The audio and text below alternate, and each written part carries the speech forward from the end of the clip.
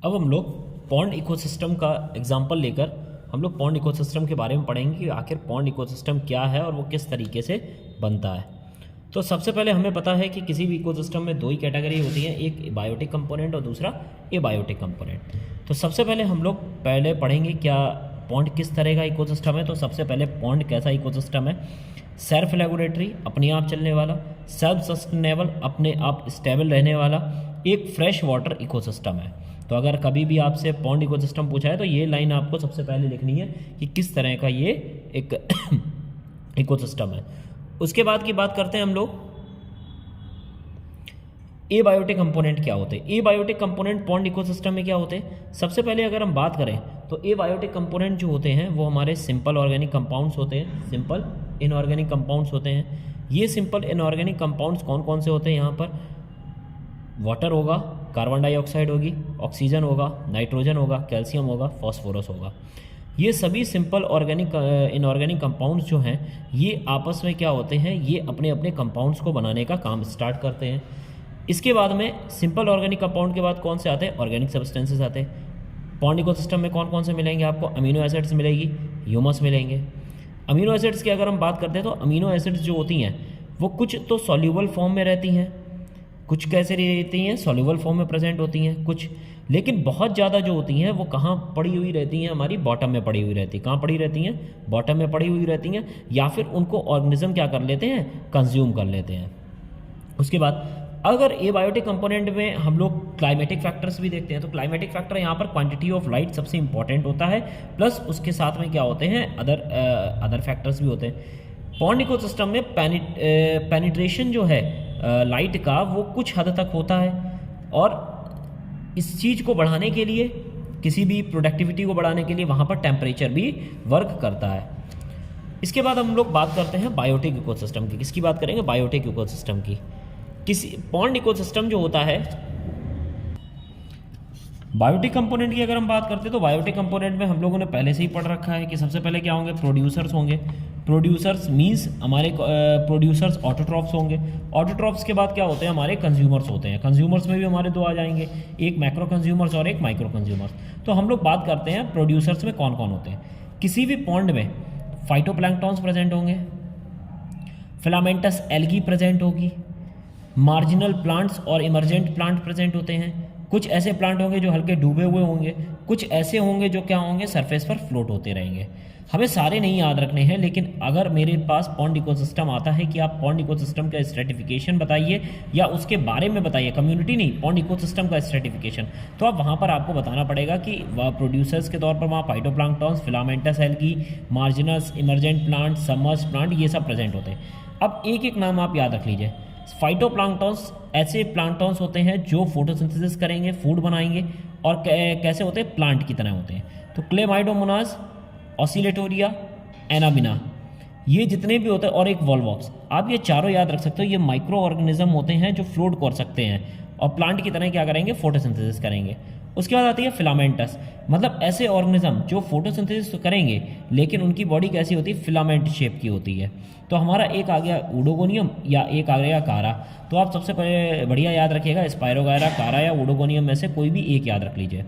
उसके बाद marginal and emergent plants के बारे में बात करते हैं। तो मार्जिनल और इमरजेंट प्लांट्स कौन से होते हैं? जो किनारे किनारे प्रेजेंट होते हैं। इसमें इपोमिया बटाटा और टाइफा, ये दो नाम आप याद रखिएगा, इपोमिया बटाटा और टाइफा। ये कैसे प्लांट होते हैं? मार्जिनल प्लांट्स होते हैं। इसके बाद में सबमर्ज प्लांट आते हैं। सबमर्ज प्लांट मतलब जो डूबे हुए रहते हैं पूरी तरीके से। तो वेलिसिनेरिया, वेलिसिनेरिया सबसे बढ़िया एग्जांपल है, क्योंकि आप सेकंड चैप्टर में भी इसको पढ़े हैं, वेलिसिनेरिया। तो वेलिसिनेरिया जो है वो कैसा प्लांट है? सबमर्ज्ड प्लांट है। और सरफेस फ्लोटिंग प्लांट में हम लोग पिस्टिया ले लो, वॉल्फिया ले लो। वॉल्फिया आपने देखा होगा आसपास में कहीं तालाब वगैरह हो तो वहाँ पर जो हरी हरी आपको दिखती है प्लांट, वो हमारे क्या होते हैं? वॉल्फिया होते हैं। नीलम्बो, इकॉर्निया, ये सभी एक ऐसे प्लांट हैं, सरफेस फ्लोटिंग प्लांट है। अब ये क्या करते हैं? ये सभी ऑटोट्रॉफ्स होते हैं। ये ऑटोट्रॉफ्स क्या करते हैं? एबायोटिक कंपोनेंट से इनऑर्गेनिक कंपाउंड को लेंगे, चाहे वो कार्बन डाइऑक्साइड हो और वाटर को लेंगे, और क्या बना देंगे? ऑर्गेनिक कंपाउंड्स बना देंगे, जो सिंपल क्या होगी? शुगर होगी। प्रोड्यूसर्स के बाद किसकी बात आती है? कंज्यूमर्स की। और मैंने आपको बताया कंज्यूमर को हम लोग दो तरीके से पढ़ेंगे, एक हमारे मैक्रो कंज्यूमर्स होते हैं और एक हमारे क्या होते हैं? Micro consumers.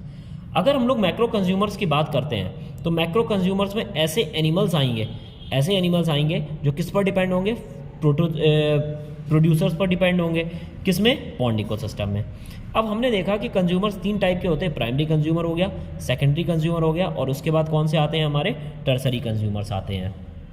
हमने देखा प्राइमरी कंज्यूमर्स जो हैं वो हमारे कौन से हो गए, जू प्लांक्टॉन्स हो गए। वहाँ पर क्या आते हैं, phytoplanktons, means plant like microscopic organism.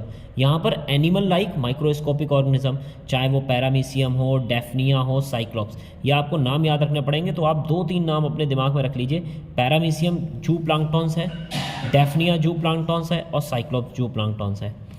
उसके बाद कुछ ऐसे भी प्राइमरी कंज्यूमर्स होते हैं जो बॉटम में प्रेजेंट होते हैं, मतलब कि समुद्र के पॉन्ड के तलहटी में प्रेजेंट होते हैं। वो क्या होते हैं, मोलस्क होते हैं और एनिलिड्स होते हैं।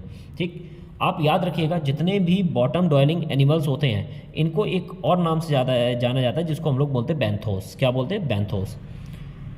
प्राइमरी कंज्यूमर्स ने कंज्यूम किया प्रोड्यूसर्स को, इनको कंज्यूम करने के लिए कौन होते हैं, सेकेंडरी कंज्यूमर। तो पॉन्ड के अंदर सेकेंडरी कंज्यूमर्स कौन से हो गए, एक तो फिशेज हो गई और दूसरे हो गए वाटर बीटल।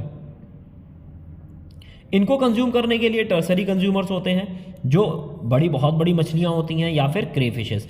तो आप इस तरीके से याद रखिएगा, लार्ज फिशेस, क्रे फिशेस मिलकर किसको खाती हैं, फिशेस और वाटर बीटल को।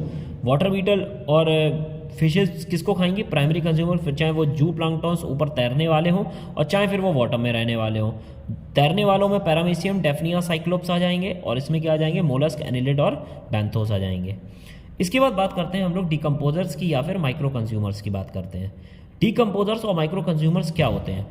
सबसे पहले ऐसे एनिमल जो मैक्रो कंज्यूमर्स हों या प्रोड्यूसर्स हों, इनकी डेथ के बाद जो इनकी बॉडी के अंदर ऑर्गेनिक मटेरियल्स होता है उसको कंज्यूम करते हैं।